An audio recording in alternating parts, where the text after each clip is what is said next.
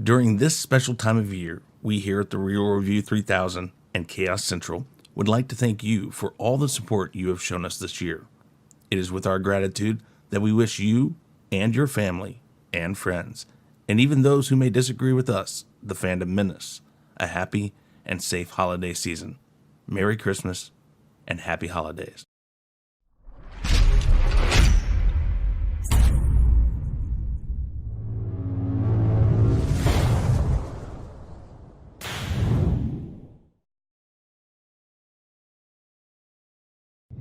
Don't forget to smash that like button, and if you haven't subscribed already, click that subscribe button. Trust us, it'll be worth it.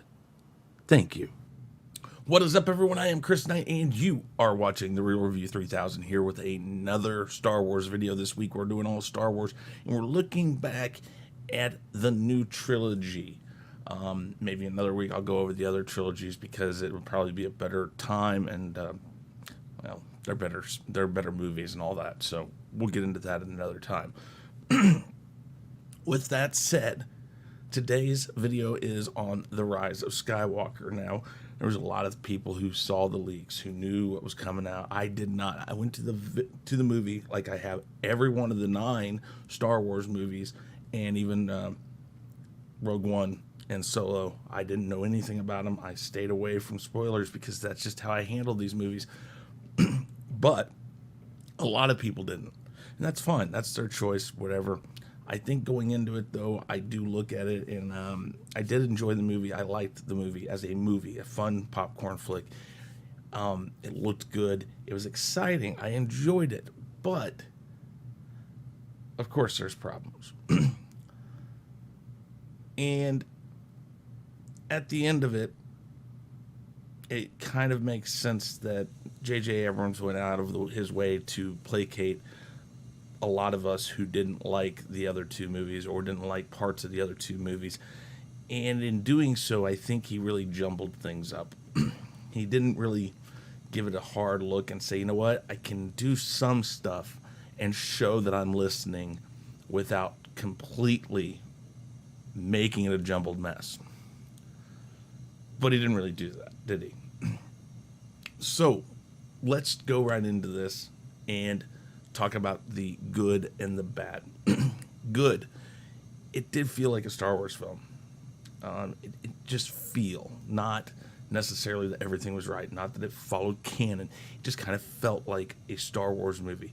The group stayed together longer. They did more things together. They were kept together in a group format like the other movies had, where you had at least 2 or 3 of the group together almost all the time. And that helps this movie feel like a Star Wars movie. And it also, like I said, it looked good. There were moments that the camera angles and the way they shot things, I was like, wow, this looks like the old Star Wars. This feels like the old Star Wars. But let me just say, it looks and feels. Doesn't mean it is. I want to make that very clear. There is some training that Rey gets. Some. Like 5 minutes, something like that. I guess it's better than none, right? Doesn't fix the problem that she just has this innate ability to use the Force, but she does have some training.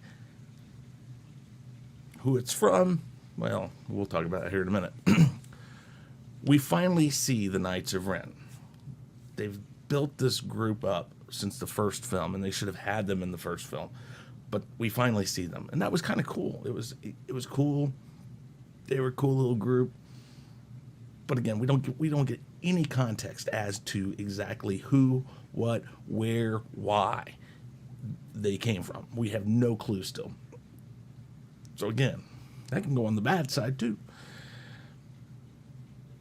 Kylo isn't so much of a baby, and he kind of borders on badass at times. At times. He isn't as whiny. He pushes his authority, and he does better in this movie. And I think he's portrayed better in this movie. Somewhat. Finn and Poe are more like they were in The Force Awakens, so it was kind of good to see their characters kind of return to form again. A little late, a little too late for that. Late.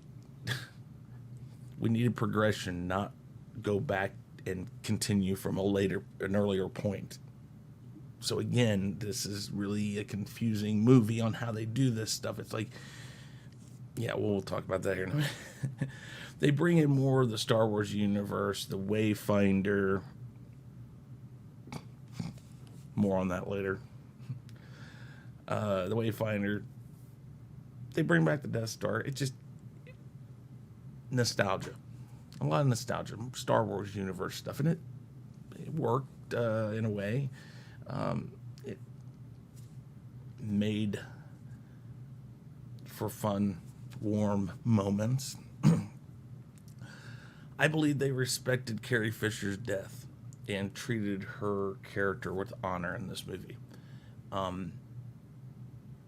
won't say it was the best scene. I won't say it was handled as far as script writing the best. But for what they had to do, I think they did a very good job. And I didn't mind it. I'm glad that they didn't recast her.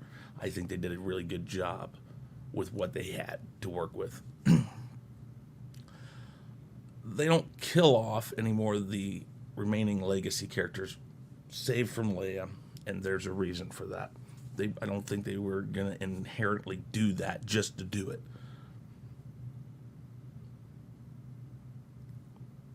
Now, go say what you will about it. How they're portrayed, I don't think they were that bad. C-3PO, I liked him in this. I think it's safe to say that the legacy characters we get to see in this movie are handled with a fair amount of respect as compared to past movies. We get to see new worlds, a new moon of Endor, not the Forest moon, so that was kind of interesting to dive into different things.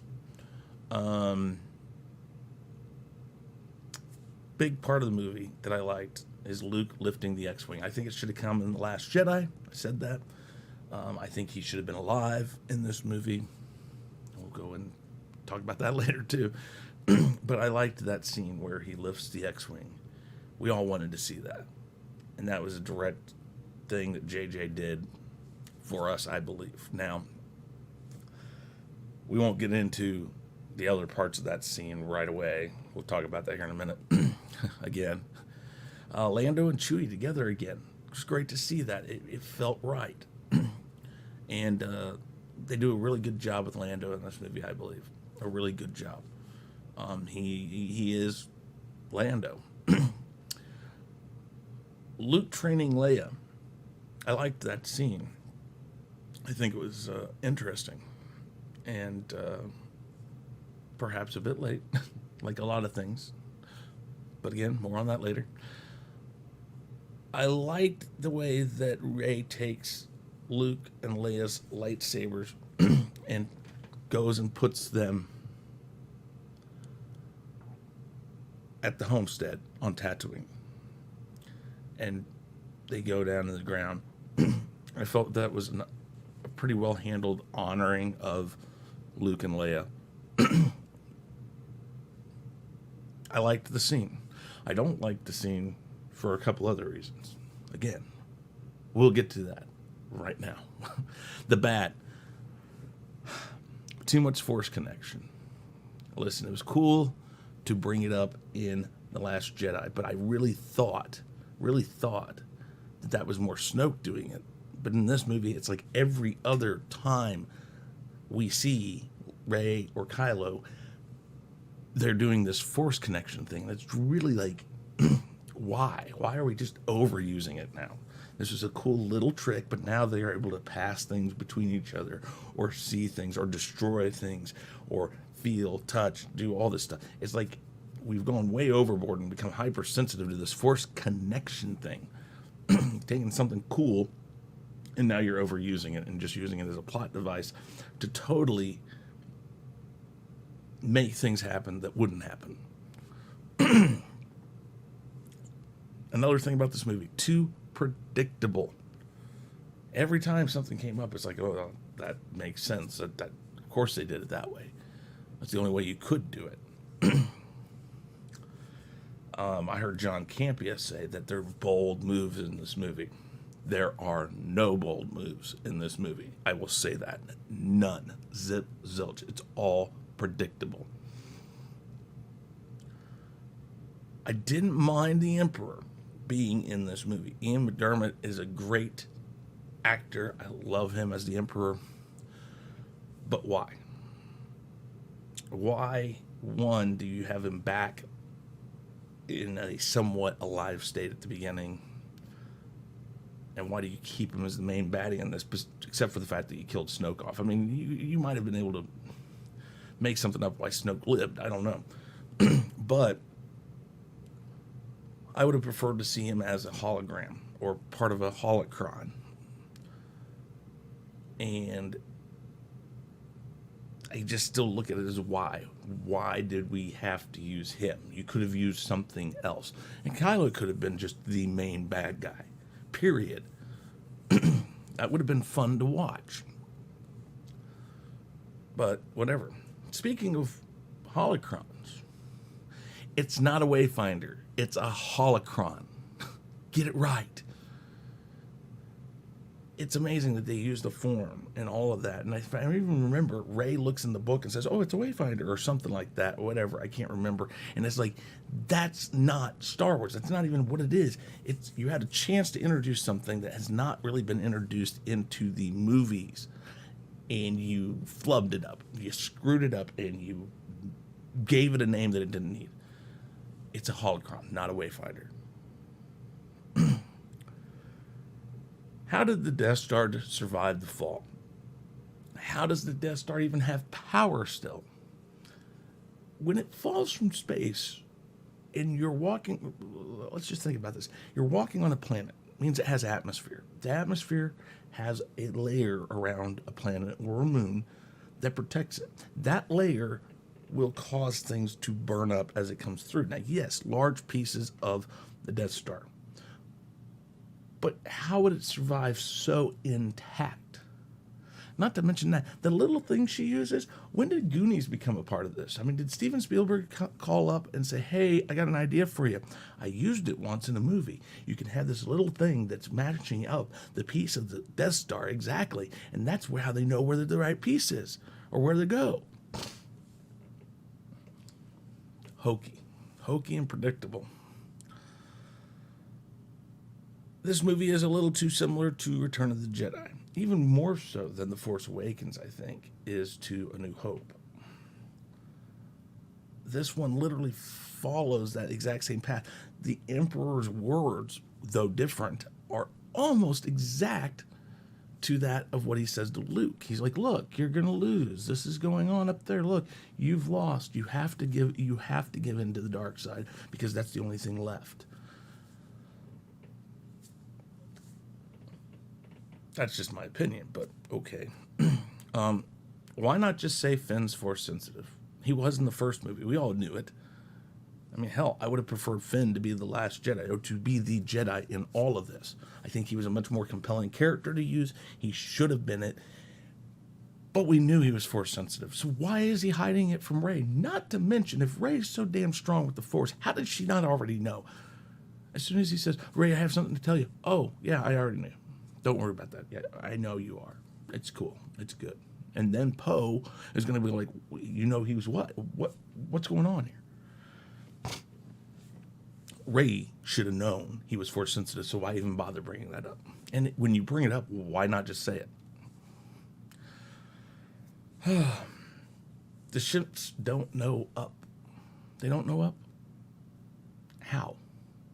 We've seen them in Rogue One at a planet's surface, and they are able to go up. We've seen them in numerous things, and never has this come up. So what, is this just like too many ships that the Emperor made, and they didn't have enough parts? It's like, oh, we don't have this one part. It's the up sensor. It doesn't know how to go up. It doesn't know which way is up. and we only have 2 of those. So 2 of your ships will have these towers that will help the rest of them up. Oh, you don't want them on the ships? How about 1 on the ship and 1 on the ground? We can do that.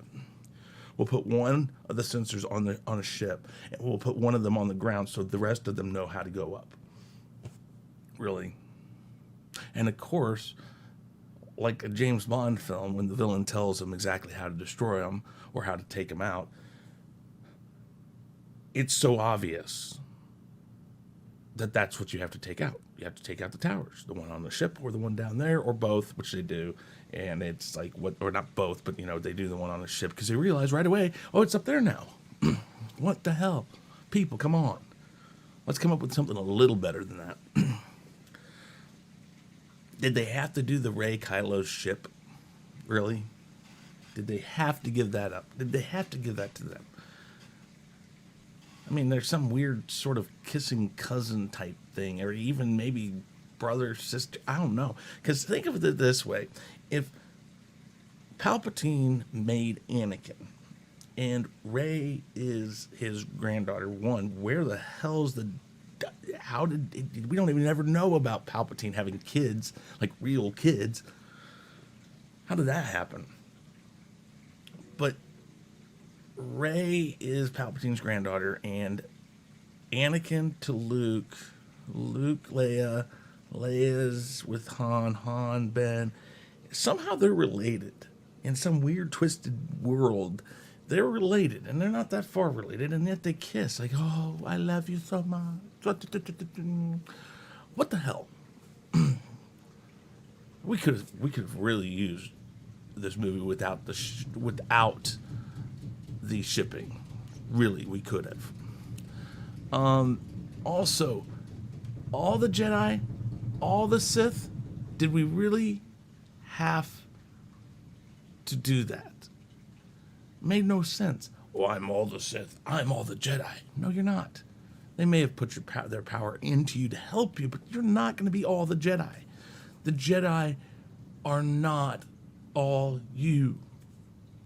I hated that. That just made no sense and was totally pointless.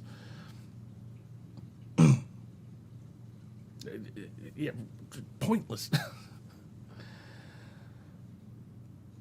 Luke training Leia. Why now? Why not in the first film, where we should have had so much more exposition? Or hell, give us a Luke Skywalker film for the 30 years. Because this obviously happened after Return of the Jedi. It obviously happened before The Force Awakens, before he trained Ben and all of this. And yet we don't know that she's this. And what's the excuse for making her a Jedi now and not making any mention of it before now? That's the thing. You can show that you trained her and that she decided that, no, that wasn't for her. And I think they maybe said that again. I don't remember. It's such a jumbled mess. But why now? Why not then? Force Ghost, Luke and Leia. Mary and Joseph. Joseph and Mary. Why? It looks so hokey. So hokey. And you put her back in her princess garb. It's like, that's a real miss there. Maybe Luke by himself. Maybe. But why? And just so much. Like Luke in the X-Wing. How does he control the X-Wing? He's a Force ghost. How does he do that? How did Yoda do the stuff he did in The Last Jedi? And how does Luke catch the lightsaber? How? Is that really something they can do? I mean, because I don't remember this in anything. And again, new Force powers, new Force abilities, fine. I'm good with it. I'm really okay with that. But really, did you really need to do it that way? I loved seeing the X-Wing come up with Luke. It needed to be done. Luke had to be the one to do it, but it would have been so much more important if he had done it while he was alive, to show you think you can't do this stuff, or you think you can't do this or that, or you don't think you have the power. watch me, because I thought that one time, and boom, boom, up, and the music plays the same way it did there. Why? Too little, too late. So much of this is too little, too late. And in all, what the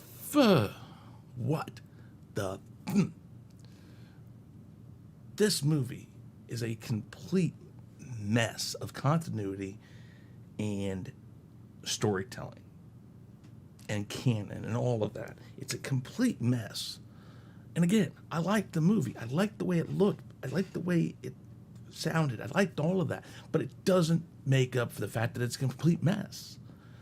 I like the movie much like I like The Last Jedi because it looks good. It feels fun. It's great just to watch it. But it's not something I'm going to go back and watch because it's not Star Wars. It feels like Star Wars at times. It looks like Star Wars a lot of the time, but it's just not Star Wars. There's no connectivity, no fiber meshing things together. It's all just a bunch of cut up pieces that they threw together. It's almost as bad as Justice League, which did the same had the same problem. Rewrites, this, that, all that stuff thrown together. And what the hell? Oh. Let me know what you think down below. Just, let me know. Tell me I'm crazy. I'm used to it. As you saw in the beginning video, please like and subscribe. Smash the like button. Don't forget to hit that bell because that tells you when we're coming out with new stuff. With that said, guys, tomorrow I'm going to tell you what I think about the whole trilogy as the whole. Oh. I'm Chris Knight. This is The Real Review 3000. I'm officially out of here. Hey guys, thanks for checking us out. Be sure to subscribe to both channels, and make sure to check out our friends in the Fandom Minutes. You can find us on YouTube, Twitter, Facebook, Instagram, and BitChute, and you can also send us an email at Sean@SeanStackhouseReacts.com and chrisknight@TheRealReview3000.com. And be sure to swing by our Teespring store to pick up some awesome merchandise.